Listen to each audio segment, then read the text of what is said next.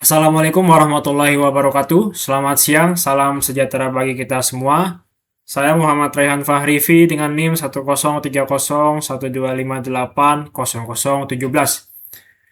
Pada hari ini saya akan memaparkan apa yang sudah saya kerjakan untuk memenuhi tugas pada mata kuliah tata tulis ilmiah.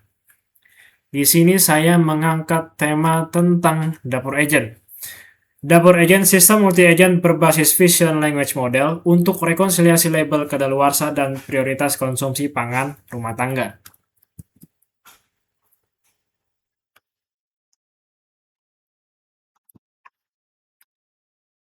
Apa saja yang akan saya bahas pada video hari ini?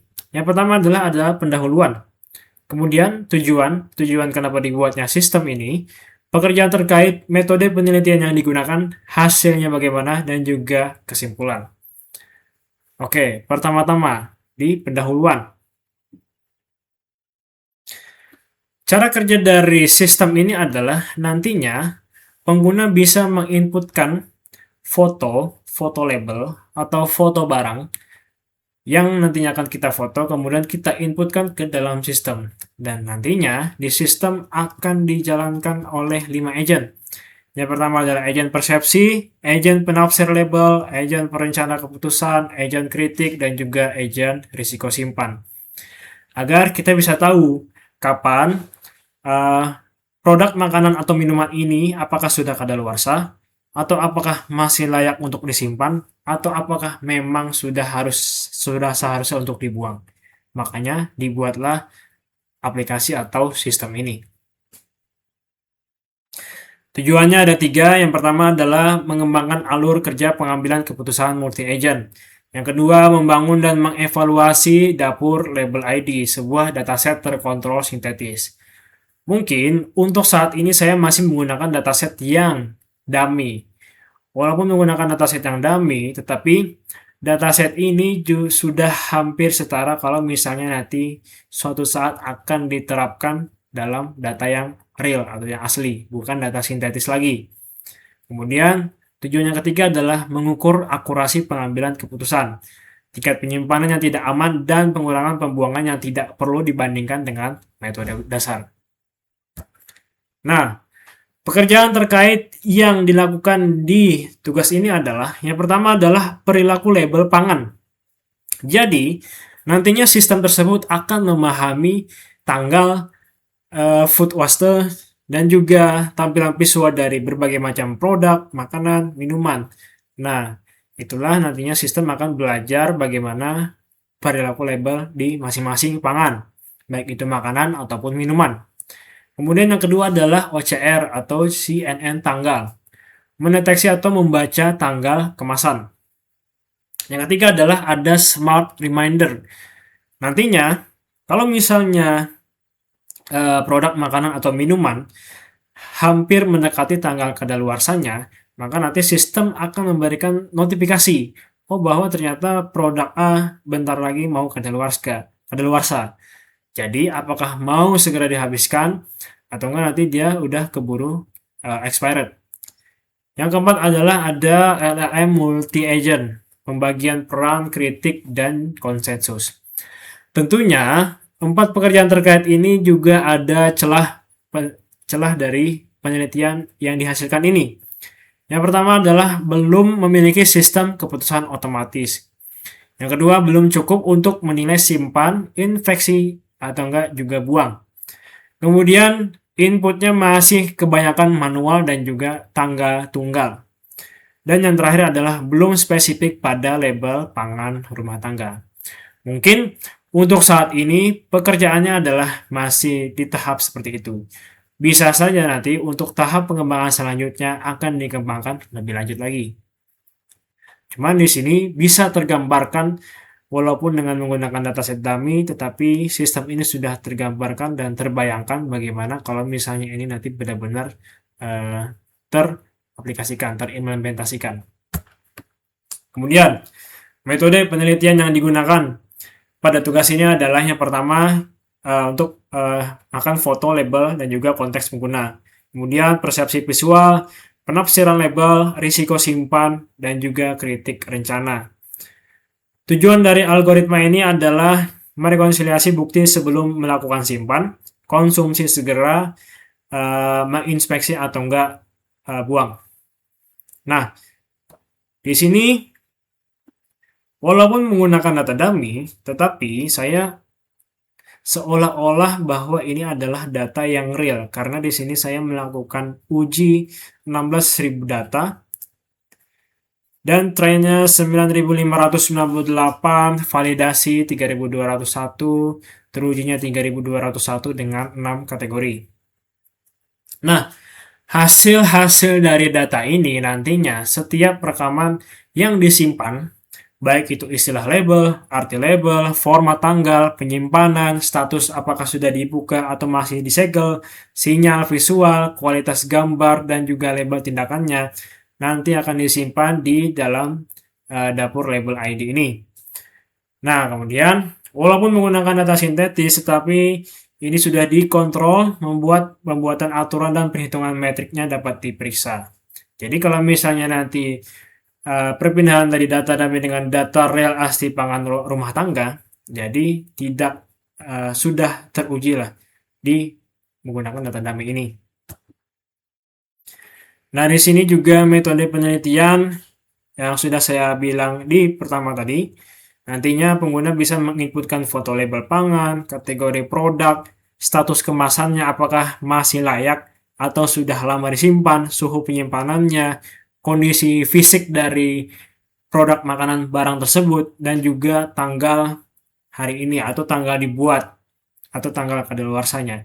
Nah, setelah diinputkan oleh pengguna hal-hal yang tersebut tadi, nantinya dia akan masuk ke sistem.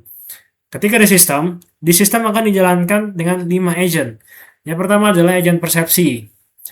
Yang kedua adalah agent penafsir label. Yang ketiga adalah agent risiko simpan. Yang keempat adalah agent kritik. Yang kelima adalah agent perencana keputusan. Nah, ketika sudah diproses oleh kelima agent tersebut, maka nantinya akan bisa kita lihat hasilnya adalah, oh, apakah barang produk ini masih layak kita simpan? Apakah barang produk ini sudah bentar lagi mau kadaluarsa, expired, atau harus segera dikonsumsi, atau sudah expired dan mau nggak mau harus dibuang. Nah, jadi hasil keputusannya bisa kita lihat karena sudah dijalankan oleh 5 agent yang menjalankan di sistem sebelumnya. Di sini juga menggunakan metode penelitian evaluasi performa menggunakan decision akurasi, makro F1, unsafe keep rate, dan juga discard reduction. Nah, kenapa jadi kita butuh unsafe keep rate? Karena adalah ini kan berkaitan dengan makanan dan minuman. Makanan dan minuman adalah hal yang kita konsumsi sehari-hari. Tentunya kalau misalnya ini kita tidak cek secara berkala, maka ini tentunya akan, kalau misalnya terjadi kesalahan, itu bisa jadi risiko yang tinggi buat tubuh kita. Makanya diperlukanlah sistem dapur agent ini untuk membaca label dari barang produk rumah tangga. Nah, di sini dihasilkan 93,5% decision akurasinya, 93,1% makro F1, 0,0% unsafe give-nya, 94,8 discard reduction-nya. Nah, di sini juga ada grafik decision akurasinya berdasarkan masing-masing fungsi. Ada fungsi random, fungsi dead rule, OCR rule, VLM, dapur agent, dan juga Oracle.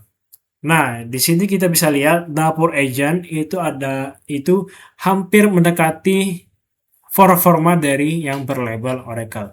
Berarti bisa diambil kesimpulan walaupun dengan saat ini menggunakan data dummy sebesar 93,5% aplikasi ini sudah sangat siap untuk dipublikasikan. Di hasil ini juga terlihat performance result using test datanya dari berbagai macam metode. Ada random stratified, dead rule, OCR rule, single VLM, dapur agent, Oracle label. Ini makro F1 decision akurasinya, unsafe keep-nya, discard reduction-nya.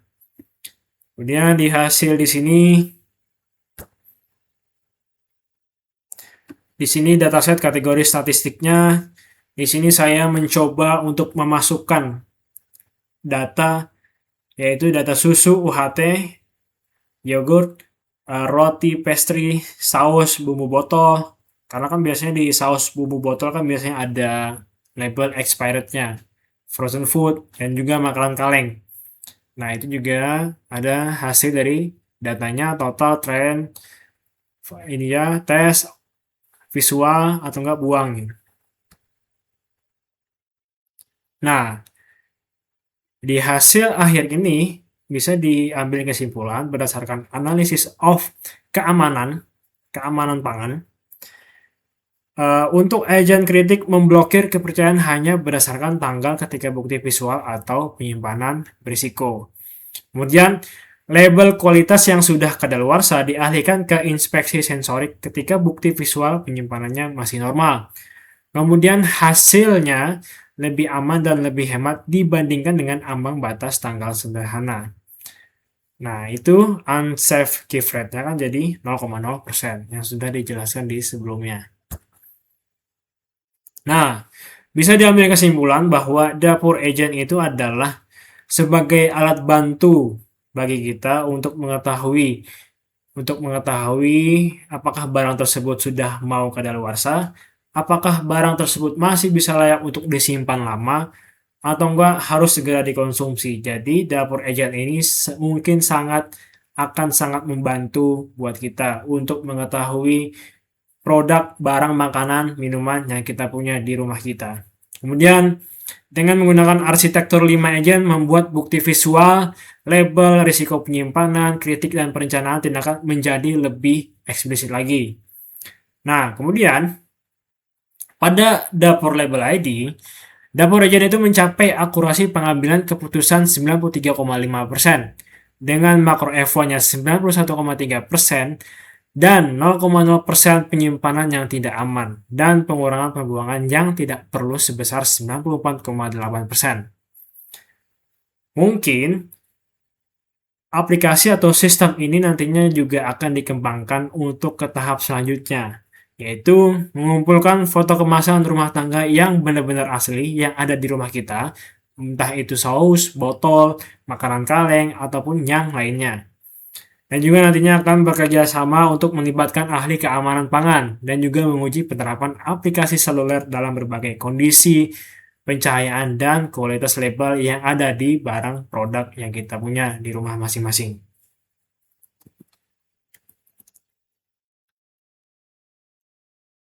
Mungkin itu saja penjelasan tentang dapur agent untuk memenuhi tugas mata kuliah tata tulis ilmiah.